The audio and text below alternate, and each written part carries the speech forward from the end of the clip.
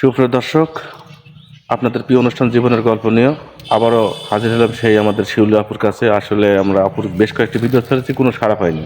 তো আপু, আসলে আপনার অনেকগুলা ভিডিও ছাড়লাম, এখন পর্যন্ত কোনো সাড়া পেলাম না। আসলে সেক্ষেত্রে আমাদের নিজেরই খারাপ লাগছে অনেক।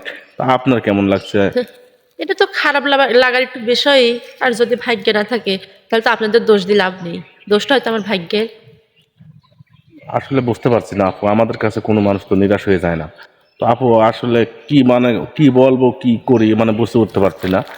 অনেক মানুষের আপনার পিক পাঠাইছি, তারপরে বলছে, অনেকেই বলে বয়স কম হবে ভাইয়া, আমি এত সুন্দরী মেয়ে বিয়ে করব না।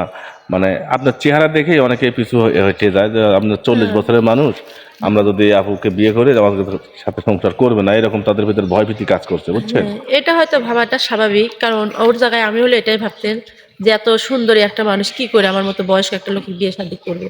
তো এদিক দিয়ে কারোর কোনো ভয় নেই। যদি মনে করে যে না, যোগাযোগের মাধ্যম দিয়ে বাদ থাকুক, আগে সরাসরি বিয়ে করে নেই, তাহলে আমি বিয়ে করতেও রাজি আছি। আর দ্বিতীয়ত, কারণ কিছু কিছু লোক আছে যেমন 2 নাম্বারই কাজ করে, তাদের জন্য আমাদের মতো সাধারণ মানুষগুলা কোনো সুযোগ সুবিধা পায় না, যেরকম আমি পাচ্ছি না। হয়তো বারবার ওনারা ধরা খাইছে, খাই আমার কাছে এসে মনে করেন এমনটাই দেখাচ্ছে।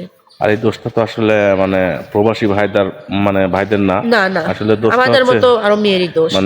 এক কথায় অনেক মানুষেরই মেয়ে মানুষের প্রতি বিশ্বাসটা একবার হারিয়ে ফেলছে। কিন্তু হারিয়ে ফেলছে মানে দীর্ঘ 10 বছর সংসার করার পরেও পরকীয়া করে মেয়েটি চলে গেছে। তার 2টা বাচ্চা আছে। সেক্ষেত্রে আপু, আপনি কি এরকম কোনো কিছু করবেন যে একটা প্রবাসী ভাই আপনাকে বিয়ে করে বাড়িতে রেখে দিল, আপনি পরকীয়া করে অন্যের হাত ধরে চলে গেলেন? না ভাই, যদি পরকীয়া করা হতো তাহলে সৎ মায়ের ঘরে থেকে এত কষ্ট করা বাদ দিয়ে কবে তো অন্যর হাত ধরে চলে যেতাম। আর স্বামীর সংসারে যে এতটা সুখ পাওয়ার পরে চলে যাব, তা কি করে হয় বলেন? অবশ্যই ঠিক। তো আপু, যদি আসলে প্রবাস থেকে কোনো ভাইয়া এরকম বউ চলে গেছে, বউ অসুস্থ, আপনাকে বিয়ে করতেছে, সেক্ষেত্রে কি আপনি করবেন?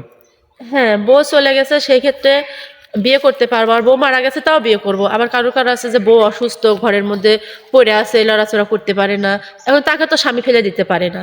না, না, না, তাহলে অবশ্যই। স্বামীর যদি আমি ছোট বউ হয়েও থাকি, তাহলে আমার প্রতি যতটা অধিকার ওনার অতটাই অধিকার। তাই ক্ষেত্রে হয়তো একটা স্বামী পারে না তার বউ অসহায় হয়েছে জন্য ফেলে দিতে, তো সেক্ষেত্রে আমি তাকেও বিয়ে করবো। আর একটা প্রশ্ন, যেটা হচ্ছে আসলে প্রত্যেকটা স্বামীরই তো হচ্ছে বড় বউয়ের প্রতি স্মৃতি থাকে।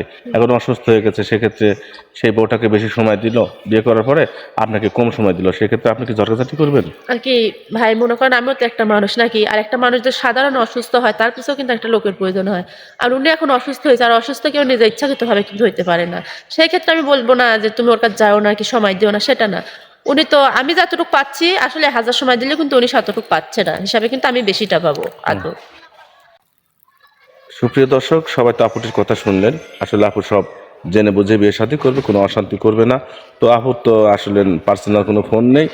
আমার স্ক্রিনে আমাদের নাম্বার দেওয়া থাকবে, কেউ ভিডিও কল দিবেন না।